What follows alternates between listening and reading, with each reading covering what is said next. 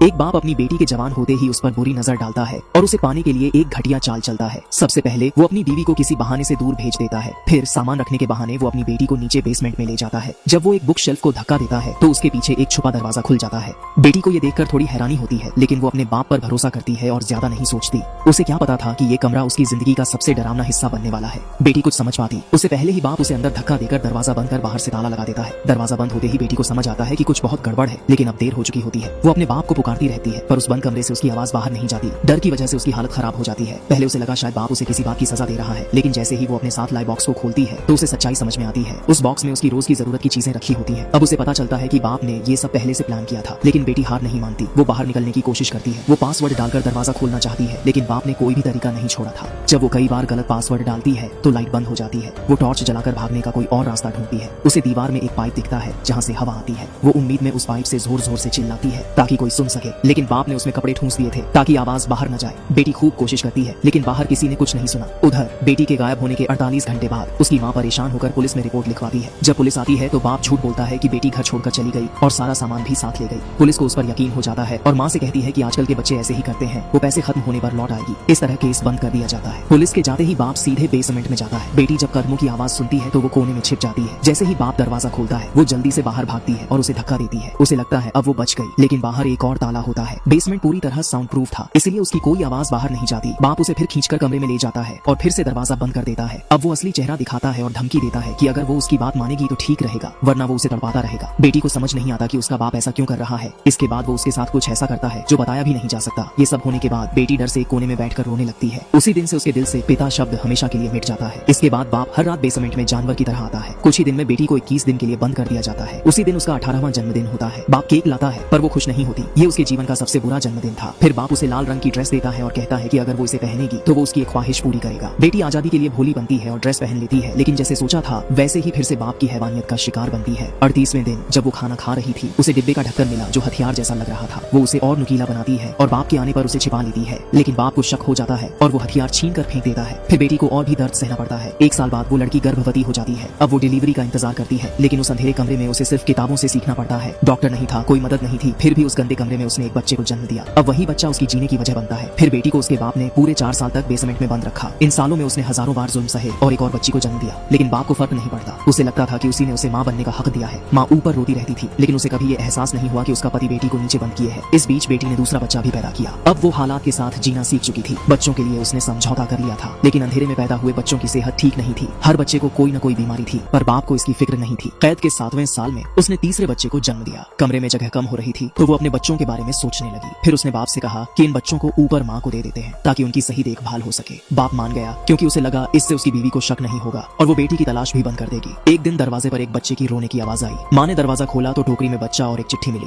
उसे पता चला कि उसकी बेटी जिंदा है तो वो राहत महसूस करती है, लेकिन टोकरी के नीचे छुपी मदद की चिट्ठी नहीं देती। जब बाप को वो चिट्ठी मिलती है तो वो गुस्से में बेसमेंट जाता है और फिर से बेटी को लाल ड्रेस देता है और फिर वही दर्द। अब 17 साल बीत चुके हैं। बेटी लीसा भी जवान हो गई थी। बाप उसे भी गंदी नजरों से देखने लगता है। माँ को ये देखकर डर लगता है और वो लीसा को खींचकर दूर कर देती है। उसे पता था कि ये आदमी कुछ भी कर सकता है। वो उसे धमकाती है कि अगर उसने कुछ किया तो वो उसे मार देगी। ये सुनकर बाप डर जाता है और जाते वक्त जानबूझकर घर की बिजली काट देता है। बेटी को बाप ने पूरे 18 साल तक बंद रखा था। इस बीच उसके 3 बच्चे हुए। बाद में बाप का काम ठप्प हो गया और अब वो बच्चों की जिम्मेदारी नहीं उठा पा रहा था। उसने सोचा इनसे छुटकारा पाने का एक तरीका अपनाए। उसने पाइप के जरिए कार के धुएं को बेसमेंट में भेजने की प्लानिंग की ताकि सबको मार सके, पर तभी उसका बेटा आ गया और उसका मन बदल गया। वो भागकर बेसमेंट गया और देखा कि बेटी और बच्चे दम घुटने से तड़प रहे थे। बेटी अपने बच्चे के लिए रोती रही कि उसे अस्पताल ले चलो, लेकिन बाप को डर था कि वो भाग जाएगी। बेटी ने कहा कि वो बेटे को छोड़ देगी, बस उसे बचा ले। बाप मान गया और लीसा को लेकर अस्पताल गया। वक्त पर इलाज मिलने से लीसा बच गई, लेकिन बेहोश थी। डॉक्टर ने जब नाम पूछा तो बाप से फॉर्म भरने को कहा। बेटी ने एक पुलिस वाले को देखा और मन में एक तरकीब आई। जब बाप फोन पर बात कर रहा था, बेटी ने जानबूझकर पानी गिरा दिया। बाप जैसे ही नया फॉर्म लेने गया, बेटी पुलिस वाले के पास जा पहुंची। बाप समझ गया कि कुछ गलत हो रहा है, लेकिन तब तक देर हो चुकी थी। वो भागने लगा, पर पुलिस ने उसे पकड़ लिया। आखिरकार बेटी 18 साल बाद आजाद हो गई और उसके बाप को सजा मिली। जब बच्चे बेसमेंट से बाहर आए तो माँ को यकीन ही नहीं हुआ कि इतने सालों से बस एक दीवार के उस पार बेटी कैद थी। सब कुछ ठीक होने के बाद बेटी को अपना प्यार मिला और उसने नई जिंदगी शुरू की। यहीं पर फिल्म खत्म होती है।